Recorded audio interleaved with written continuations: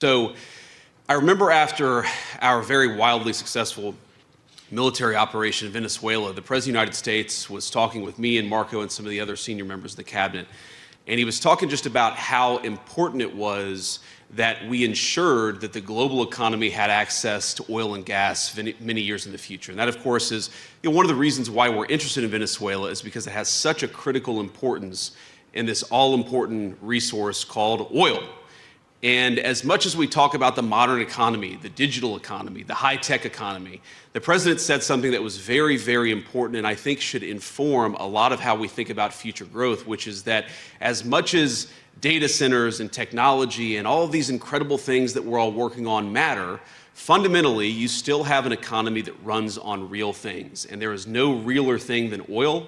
And I would add to that, there's no realer thing than critical minerals. Good morning. Welcome to Washington. We're glad you're here. This is very important ministerial on a topic that I think we've been talking about quite a bit over the last year and a half, of great importance to all of our nations, and we're very honored that all of you would join us here today. We have a great agenda and a lot of work ahead. This is an issue of incredible importance to this administration, and it's one of the top priorities of this administration. And I think it's a top priority for the world, and that is how to diversify our supply chains, how to diversify our access to critical minerals, to ensure that they are secure and safe. And we'll have more to say about that later on today. But we wanted to begin today by demonstrating to you the high level of engagement and interest on the part of this administration on this topic by hearing from the Vice President, who himself has taken a personal role in being a leader on this front. And so with no further ado, I'd like to introduce my good friend and a very excellent person who's doing an incredible job in the role he's playing in this administration, the Vice President of the United States, J.D. Vance.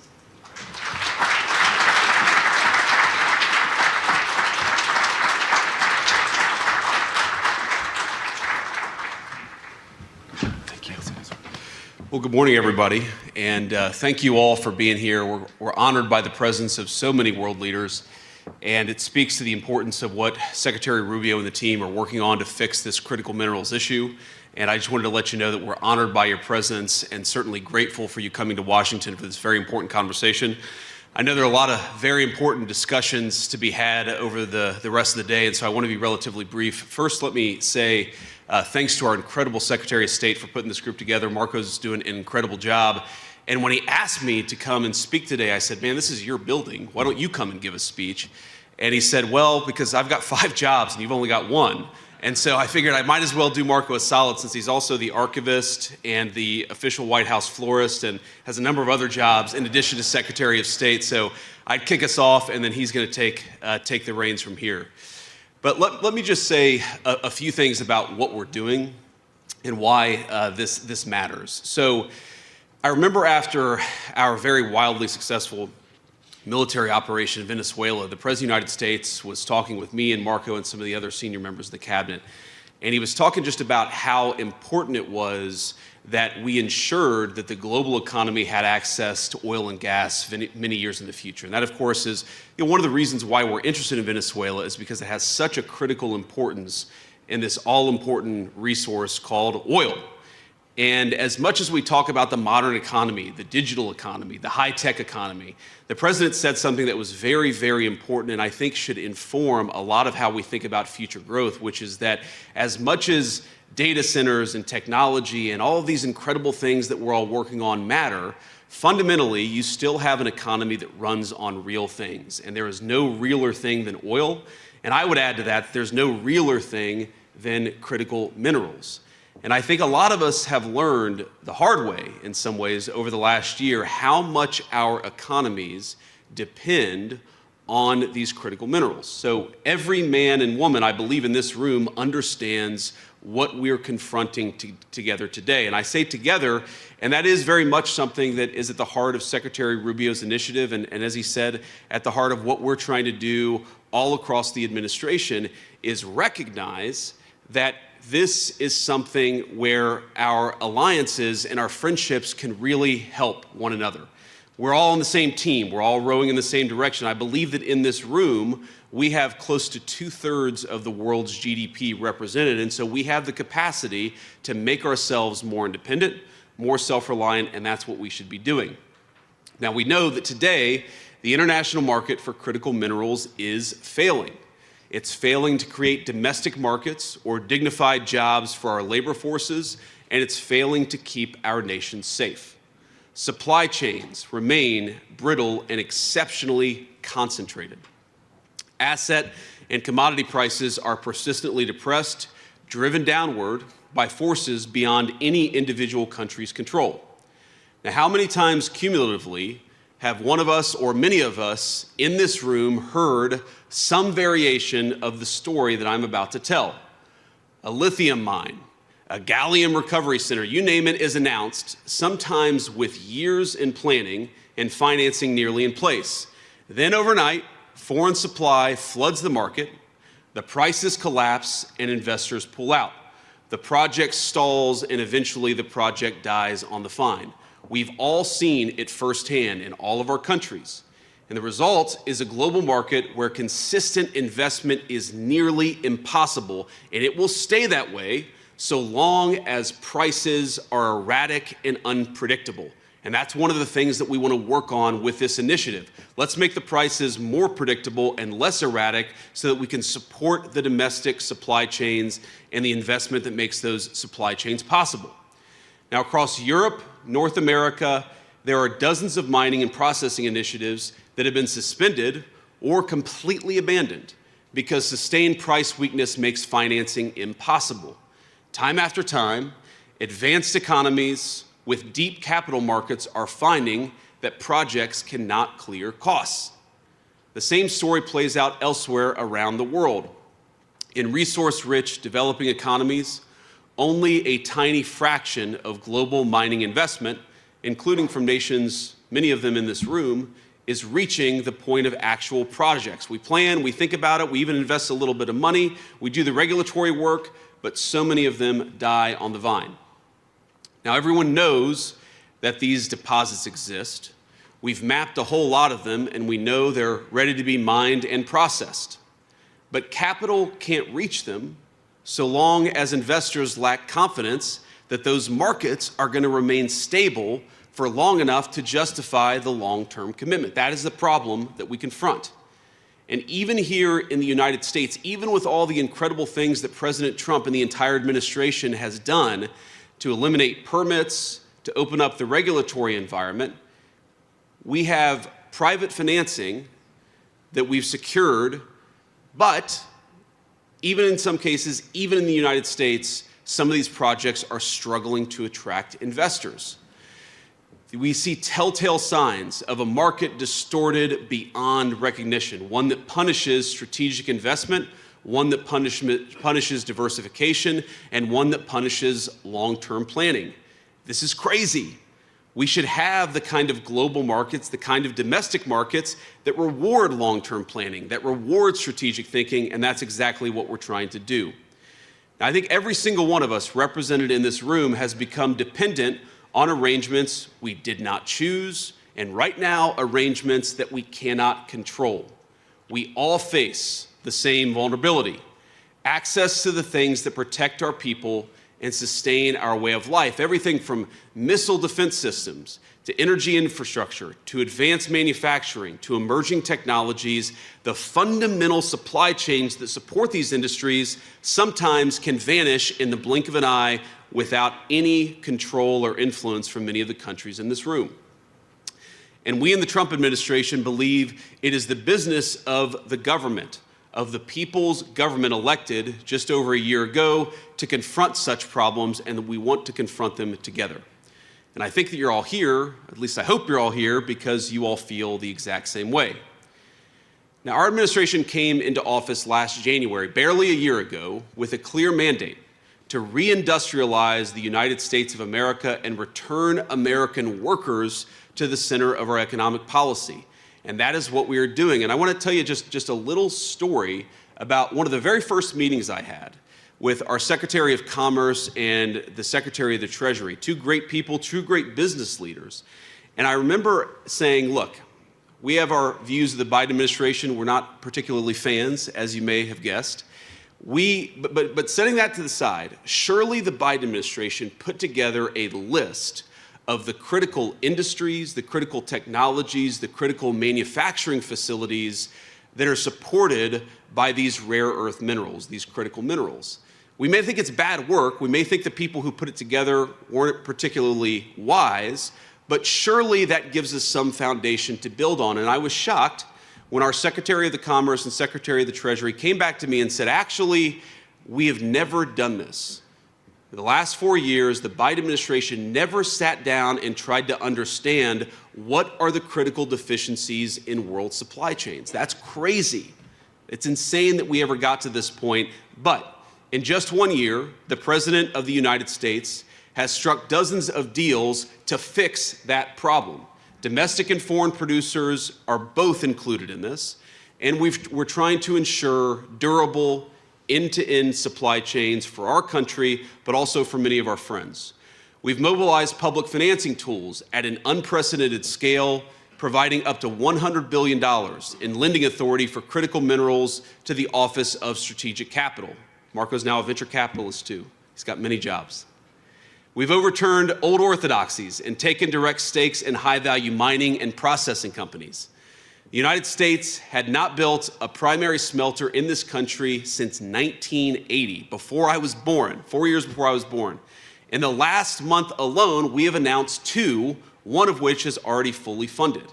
And on Monday, the Trump administration announced Project Vault, America's first ever domestic critical minerals stockpile.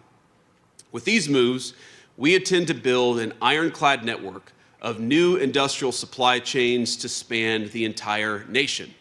We're going to create good-paying jobs, skilled jobs for the American labor force, and those people, those great workers, are going to be securing a new era of prosperity for American families, and I believe for many people all over the world. But we seek to make sure our friends and our allies are part of this and that you all are covered as well. Our goal here, and the reason why we're doing this conference, is to align trade policy, development finance, and diplomatic engagement towards a shared strategic objective. And that objective is very simple: diversifying global supply in the critical minerals market while strengthening the partner countries who help all of us in this shared effort. Over the past year, our administration has signed agreements, we have launched many joint initiatives, and we have committed extensive resources with many of you in this room, with many governments, and our work extends across disparate regions and all stages of the value chain. We've convened this ministerial in an effort to accelerate that shared work. So this morning, the Trump administration is proposing a concrete mechanism to return the global critical minerals market to a healthier, more competitive state. A preferential trade zone for critical minerals protected from external disruptions through enforceable price floors. We will establish reference prices for critical minerals at each stage of production, pricing that reflects real-world fair market value. And for members of the preferential zone, these reference prices will operate as a floor, maintained through adjustable tariffs to uphold pricing integrity. We want to eliminate that problem of people flooding into our markets with cheap critical minerals to undercut our domestic manufacturers, because we know, of course, that as soon as they've undercut our domestic makers, the domestic markers, they leave the market, and the people who undercut them then jack up the price to a completely unfair level. We're going to fix that problem. Together, we want members to form a trading bloc among allies and partners, one that guarantees American access to American industrial might while also expanding production across the entire zone. The benefits will be immediate and durable. Regardless of how much material flows into the global market, prices within the preferential trade zone will remain consistent. Over time, our goal within that zone is to create diverse centers of production, stable investment conditions, and supply chains that are immune to the kind of external disruptions that we've already talked about. For those of you who join, we offer you a necessary foundation for private financing and secure access to the critical mineral supplies your nation would require in an emergency or some other contingency. By regulating imports to preserve free and fair competition within the preferential trading zone, we will elevate our nation's miners and refiners, our investors and our producers alike. We are all on the same team, and we need to create the economic incentives that reward people for investing and building in our countries. Membership will be vital for developing economies seeking to expand mining capacity. And it'll be just as important for the advanced economies that rely on these materials to sustain their advanced industries, to sustain their growth and security. And I want to be clear with every person in this room. While we believe America's market is large enough to create its own critical minerals trading zone, this entire effort will be stronger and far more competitive if we build it together. So I'm pleased that so many of you here today have already signed on to this plan. Some of you have not.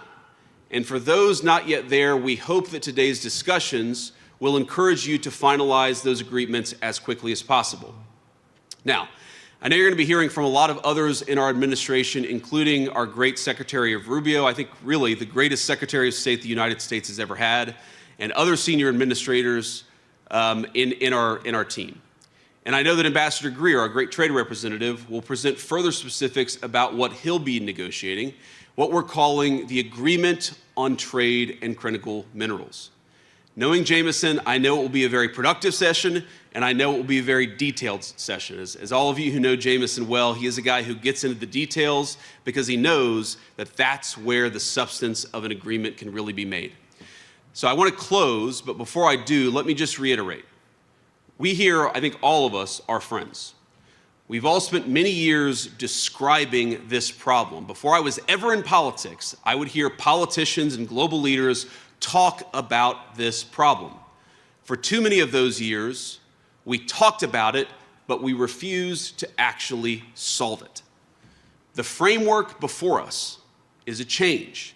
It is a practical and enforceable approach to solving the problem, not just complaining about it. Many of you have helped us design it, and we're of course constructing it together in real time. So to those of you still on the fence, I say, let's move together.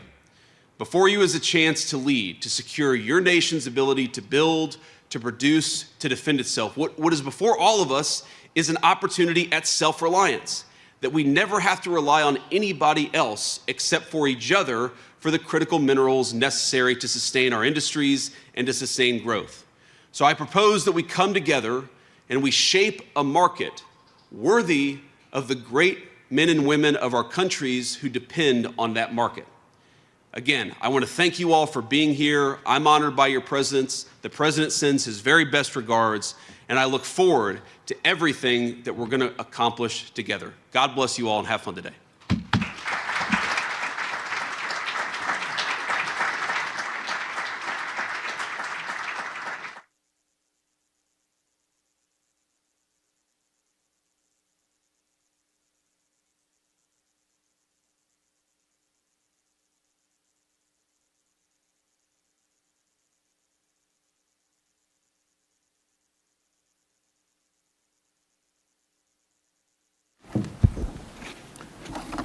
Thank you, Mr. Vice President. As you saw, I have to put my own sign here, too, so it's another job I have. I'm in charge of the signage.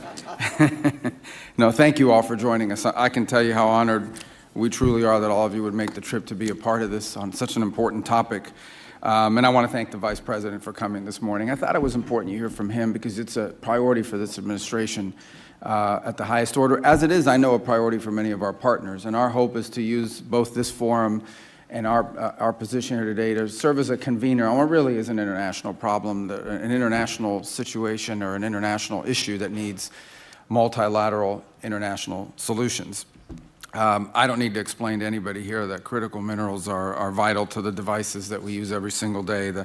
They power our infrastructure, our industry, and our national defense, which is something that's not talked about enough, but it's a key part of that. And so our goal is to have a global market that's secure, a global supply that's enduring and is available to everyone every nation at an affordable price. That's a top priority for this administration. I want to talk briefly about our politics here domestically, or our policies here domestically, primarily to serve as an example or a reminder of what a priority we give this topic. President Trump, from day one in office, has made clear that economic security is national security. So we, for example, following in March, he issued an executive order to accelerate permitting reform, to increase domestic mining, and to build reliable supply chains, both at home and abroad. And we feel like all of you, our friends and our partners, stand to benefit from the secure supply chains that we want to be a big part of building. In October alone, the United States secured over $10 billion in critical mineral agreements across 5 countries. Our friends and partners stand to, in December, for example, we convened stakeholders from around the world at the Pax Silica Summit. And thank you, Jacob, for doing that. It's launching a partnership dedicated to building a resilient silicone supply chain capable of powering a new era of global prosperity. Pax Silica and artificial intelligence may be the future. Still, the future will never come to pass. None of these things are going to be possible unless we rebuild the factories and reopen the mines upon which these technologies depend. And I want to use a case in point from our own history to highlight this. The United States used to produce its own critical minerals and derivative products like rare earth magnets. Back in 1949, miners in Mountain Pass, California, discovered one of the world's richest mineral deposits. By 1952, the United States, we were mining rare earths there, and that discovery sparked a revolution. American scientists and engineers, alongside innovators from many of the countries that are here today, rushed to discover new applications for these minerals. And with these new technologies, ushered in the jet age, we ushered in the space age, we ushered in the computer age. And then we became blinded by the potential of the technologies those metals enabled, but we neglected their importance. Mining is less glamorous than building computers. It's less glamorous than building cars or airplanes. But building computers and cars and airplanes is less glamorous than designing them. As we embraced what was new and glamorous, we outsourced what seemed old and unfashionable. We allowed, for example, Mountain Pass, and with it most of America's critical mineral industry, to wither and to die so that we could focus on manufacturing. Then we outsourced the manufacturing. And I know this is a story I'm telling, but it's a story many of the advanced economies represented here today understand well. We outsourced the manufacturing so we could focus on designing these goods. And then one day we woke up and we realized we had outsourced our economic security and our very future. We were at the mercy of whoever controlled supply chains for these minerals. So my hope is that we are gathered here today as the first but important step to rectifying this mistake, to bring together our collective talent for innovation where our advantage over rivals has only grown, and to apply it to bringing back manufacturing and reopening mines here in the United States, but also in all of the partner nations represented here today. I think it's interesting that about 50 years ago, actually in this very room, ministers from around the world joined then Secretary of State Henry Kissinger for the Washington Energy Conference. That meeting took place during a moment where global energy supplies were concentrated, where markets were distorted, and access to a single critical resource, at that time, of course, being oil, had become a tool of political pressure. That is the world 50 years ago. That meeting led directly to the creation of the International Energy Agency to coordinate among like-minded partners and secure access to energy commodities. And so today, we return 50 years later in the hopes of advancing a bilateral critical minerals framework agreement to the same end on that front. These frameworks are designed to create alternative sources of supply and to protect every single stage of production, from mining to refining and processing to manufacturing. All of these things, protecting them from non-market disruption. They will provide platforms for coordinating policies that ensure all of our citizens can enjoy abundant and affordable access to these critical minerals. And so we stand ready and intend to work with each country here today to find a specialized role that you can play. If you don't have minerals, you can help refine them. And if the countries gathered here include the largest consumers of critical mineral products, who together have the buying power, together, collectively, have the buying power to build a more resilient and diverse global market. Everyone here has a role to play, and that's why we're so grateful for you coming and being a part of this gathering that I hope will lead to not just more gatherings, but action. The United States stands ready alongside each of you as we enter this new age of shared prosperity and security. And I want to end by saying that while we intend to play a key role and an important role and to use the size and influence of our markets to drive this, this is an international, multilateral effort, and it only works. You can only have diversity and choice in these markets if it is broadly adopted across multiple countries. So this initiative here today may be one that started with us, but this is not solely an American initiative. This must be an international, global initiative with like-minded countries who all have one thing in common. We want to see a diverse supply of critical minerals and a secure and resilient supply chains across the world so all of our economies can prosper without ever having these things be susceptible, at worst case scenario, being used as leverage against us, or any other disruption that could come to the market that would undermine our collective economic security. So thank you all for being a part of this today. We appreciate it very much. Let me now turn, as we'll begin our program here.